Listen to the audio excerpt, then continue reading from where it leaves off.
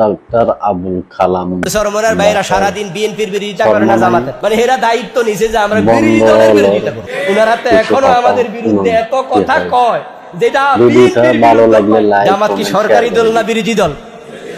তা আমরা বিরোধিতা করবো, কিন্তু হেরা আমার বিরোধিতা করতেছে সারাদিন। তাম পৃথিবীতে দেখা যায় যে মানুষ নরমাল বিরোধিতা করে কোন দলের? সরকারি দলের। কার করে?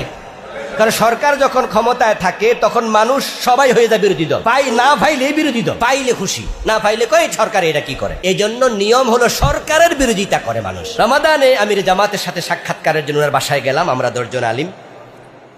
উনি রাতে 10টায় আমাদের সময় দিলেন।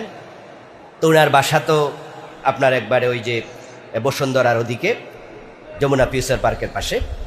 তো আমরা তারাবি ওখানে গিয়ে পড়লাম। তো তারাবি পড়ে তারপরে 10টার সময় ওনার বাসায় ঢুকলাম। 1 ঘন্টার মতো সময় দিলেন। 10 জন আলেম আমরা গেলাম। আমিরে জামাত আমাদেরকে বললেন যে এবারের নির্বাচনে আমরা যতটুকু পেয়েছি অতটুকু পেয়ে আমি ডাক্তার শফিক খুশি, মন থেকে খুশি। আপনারা কি খুশি? আমরা 10 জন একসাথে বলি যে আমরাও খুশি, আল্লাহ যা দেয় তাতেই খুশি।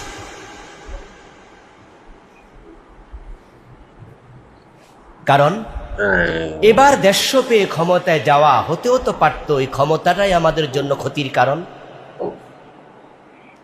ক্ষমতায় যাওয়ার 15 দিন পরে আমাদেরকে ফেলে দিত, অথবা যখন দেখতো বিএনপি সহ অন্যরা যে জামাত ইসলামী 155 আসন পেয়ে গেছে, তারা পেয়েছে 145, তারা বিশাল বিরোধী দল।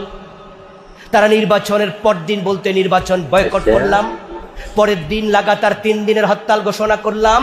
তোমরা 155 আসন নিয়ে কেমনে সরকার গঠন করো আমরা দেখব, সরকার গঠন করার মিটিং করতে দেব না। আওয়ামী লীগ আসো। তারা দৌড় মাইরা রাস্তায় নেমে যেত, জাতীয় পার্টি নেমে যেত, হেফাজত ইসলামও দৌড় মারত, চরমনায় তো আগ থেকে রেডি লাড়ি লইয়া। ঠিক নয় কি? ওনারা তো এখনো আমাদের বিরুদ্ধে এত কথা কয়, যেটা বিএনপির বিরুদ্ধেও কয় না। জামাত কি সরকারি দল না বিরোধী দল? তা আমরা বিরোধিতা করবো, কিন্তু হেরা আমার বিরোধিতা করতেছে সারাদিন। তাম পৃথিবীতে দেখা যায় যে মানুষ নরমাল বিরোধিতা করে কোন দলের? সরকারি দলের। কার করে? কারণ সরকার যখন ক্ষমতায় থাকে তখন মানুষ সবাই হয়ে যায় বিরোধী দল।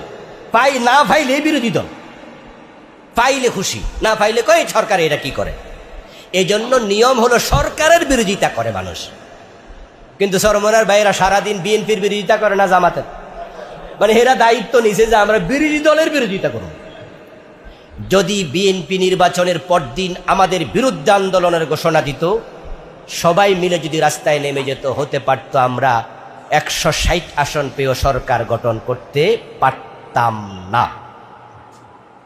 তখন পাশ করছি আমরা, বিএনপি কি সরকার গঠন করতে পারত? ওরা তো 145। সাংবিধানিক জটিলতা তৈরি হতো। তখন বলা হতো সেনাবাহিনীকে, ডক্টর জেনারেল ওয়াকার ক্ষমতাটা আপনি নেন। তখন ভারতের প্রেসক্রিপশনে জেনারেল ওয়াকার ক্ষমতা নিত আর ঘোষণা করত দেশের পরিস্থিতি ভালো নয়, তাই বাধ্য হয়ে আমি ক্ষমতা নিলাম। আর ক্ষমতা নিয়ে বলতো জামাত শিবির আবার পিটাও। তো 17 বছর মাইর খাইছেন, এখন তো একটু ভালো আছেন, কপালে এইটাও হয়তো আর যুক্ত না। কিন্তু আল্লাহ তাআলা চেয়েছেন যে না, এই লোকগুলাকে 17 বছর মাইর খাওয়াইছি, কমপক্ষে এবার বিরোধী দলে জায়গা দিয়া কিছুদিন 5 বছর শান্তি দেই, আর 5 বছর প্রশিক্ষণ নেক, হতে পারে আগামীতে আল্লাহ রাষ্ট্র ক্ষমতা দিয়ে দেবে ইনশাআল্লাহ। মন খারাপ করার কিছু নেই, সুযোগ কাজে লাগান। আর বিএনপি ক্ষমতা আসার পর কি চাঁদাবাজি কমেছে না বেড়েছে? তো তাহলে মানুষ কি তাদের উপর খুশি হবে? দ্রব্যমূল্য কমেছে না বেড়েছে? কয়দিন আগে তেলের জন্য আল্লাহু আকবার সারা দেশ হাহাকার করেছে। জামাত ইসলামীকে কমিটিতে নিয়েছে, আলহামদুলিল্লাহ প্রশমিত হয়ে গেছে। তো মানুষ যখন বিএনপি থেকে মুখ ফিরিয়ে নেবে, আওয়ামী লীগের উপর তো মানুষ বিরক্ত আছেই, তাহলে আগামীতে ক্ষমতায় আসার সুযোগ আছে না নাই? ধৈর্য ধৈর্য ধৈর্য।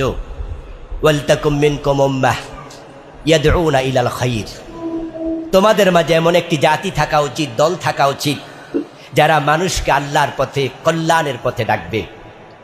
তাহলে আমরা যারা জামাত ইসলামী করি, আমরা কি মানুষকে অকল্যাণের দিকে ডাকি? আমাদের দাওয়াতি কাজে হয় প্রথম কলাম লিখো, রিপোর্টে কোরআন অধ্যয়ন, দ্বিতীয় কলাম হাদিস অধ্যয়ন, তৃতীয় কলাম ইসলামী সাহিত্য অধ্যয়ন। আমরা মানুষকে কল্যাণ শিখাই, কল্যাণ। ভাই ভিডিওটা একটু শেয়ার করে দিয়েন, ভাই এটা একটু ফলো করে দিয়েন।